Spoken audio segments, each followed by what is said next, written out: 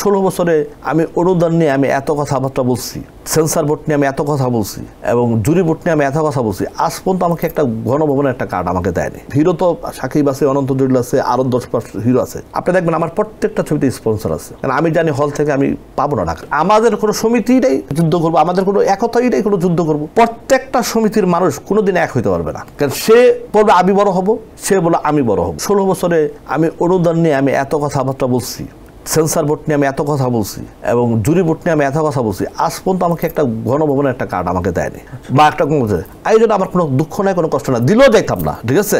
তারপর আমি এটাকে এনজয় করি।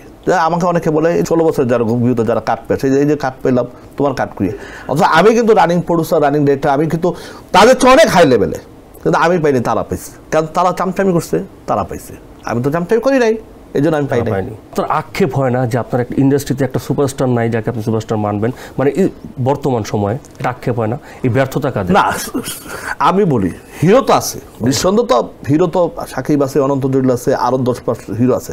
মার্কেটটা তো নেই আমাদের বাংলাদেশ, ঠিক আছে, সেইটা মার্কেটটা তো নষ্ট হয়ে গেছে। অশ্লীল কিছু প্রডিউসার, কিছু ডিরেক্টর, হ্যাঁ, যারা ছবি বানাচ্ছে, ওই সময় তো শেষ হয়ে গেছে ইন্ডাস্ট্রিটা। এই শেষের মতো এখন শেষের মতোই চলতেছে। যেহেতু ইন্ডাস্ট্রি নেই, তাহলে আপনি কেন প্রযোজক আনতেছেন, কেন ইয়াংদেরকে আপনি উদ্বুদ্ধ করতেছেন যে সিনেমা বানাও, সিনেমাতে আসো?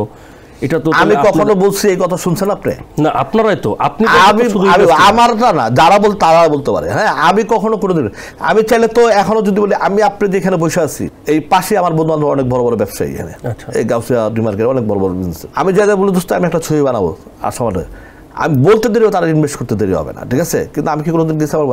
আমি জানি ইন্ডাস্ট্রির অবস্থা না। আপনি বলতে আমি যে টুকটাক যেটা কম, আমাদের সিনেমার কিছু লোক আছে শখ করে বানায়, তাদের সাথে আমরা কয়েকজন মিলে স্পন্সর, আমি তো ম্যাক্সিমাম ছবিগুলো বানাই। আপনি দেখবেন আমার প্রত্যেকটা ছবিতে স্পন্সর আছে অবশ্যই, কারণ আমি জানি হল থেকে আমি পাবো না টাকা। আমি রিলিজের আগে আমি স্পন্সরটা আমি নিয়ে আনি, যেইভাবে আমি একটা ছবি বানাইছি, আমার একটা স্পন্সর করবো, এই স্পন্সরগুলো আমি নিয়ে আমি পোষায় দিই, কিন্তু হল থেকে আমি লাভ করতে পারি না 3-4 বছর যাব। তাহলে ভবিষ্যতে কি লাভ করার পসিবিলিটি আছে? আমরা তো ট্রাই করতেছি, চেষ্টা করতেছি। আপনাদের যুদ্ধটা কি? আমাদের কোনো সমিতিটাই যুদ্ধ করবো, আমাদের কোনো একতাইটাই কোনো যুদ্ধ করবো। একতা থাকলে আপনি যুদ্ধ করবেন, একতা তো নাই। ইন্ডাস্ট্রির মানুষ তো, আপনি আরেকটা কথা বলবেন, আমাদের ফিল্ম ইন্ডাস্ট্রির যতগুলো সমিতি দেখেন, প্রত্যেকটা সমিতির মানুষ কোনোদিন এক হইতে পারবে না, কারণ সে বলবে আমি বড় হব, সে বললো আমি বড় হব, সে বলবো আমার ইচ্ছার দরকার, সে বলবো আমার ইচ্ছার দরকার, সে বললো সে সামনে কেন বসলো আর সে কেন পিছিয়ে বললো, টেলিভিশনের সামনে ক্যামেরার সামনে সে কেন গেল, আমি কেন গেলাম না।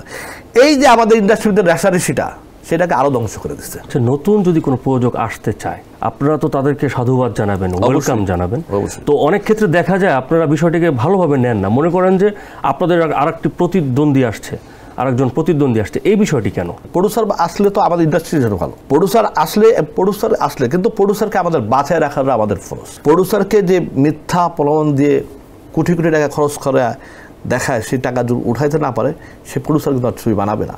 এইটা আমরা কিছু কথা বলি যে প্রডিউসার যেন সতর্ক হয়ে যায়। দিন শেষে সে কিন্তু আমার একজন প্রডিউসার, আমার সহকারী সে একজন। সেই জন্য আমি একটু চেষ্টা করি প্রডিউসারের পক্ষে এবং ডিরেক্টরের পক্ষে কথা বলার জন্য।